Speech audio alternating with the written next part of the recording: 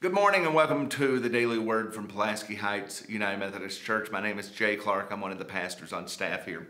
We are looking at the book of Philemon, which is one chapter, a letter from Paul to Philemon. Paul was in jail. The last 2 days we have dissected it a little, and we continue on here in chapter 1. Paul has just told Philemon what he means and what his churches mean to him. And Paul goes on to say, "So if you consider me your partner, welcome Onesimus as you would welcome me. If he damaged anything or owes you anything, chalk it up to my account.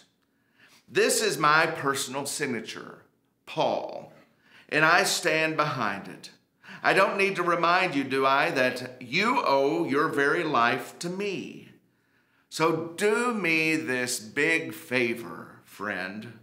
You'll be doing it for Christ, but it will also do my heart good.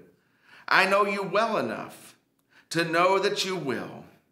I am writing to you knowing that you will do even more than I say." So we'll stop there.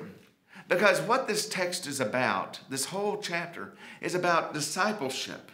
And as we dive into this, like I said before, it is the shortest book of Paul's letters. It's 25 verses. It's only 335 letters in the original Greek.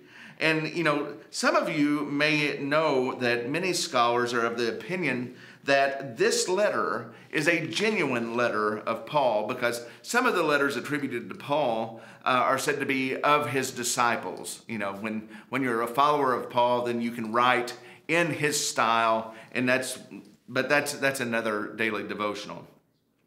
Two things that can never be easy are really brought out in this book, and it can be even difficult. It can be costly. But another point is driven home, that you really can't reconcile unless all parties are involved. The slave Onesimus has run away from his master Philemon. He runs away to the big city of Rome, possibly, where Paul is old and in prison. Paul converts Philemon and encourages him to return, Paul converts Onesimus and encourages him to return to Philemon. Paul reminds Philemon that just as Onesimus's life will be determined by what happens when he returns, so does Philemon's life depend upon what happens. So while obeying the letter of the law, because remember, Onesimus has stolen things and run away, and there were laws for that. Any fugitive is liable for the damages, and that any escapee must be returned.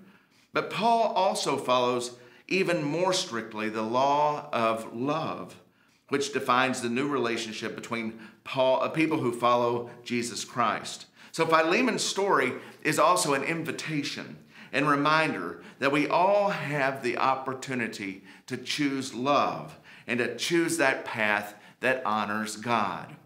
So here we're getting into more of the meat of Philemon. So I hope you'll join me tomorrow as we begin to wrap this up over the next couple of days.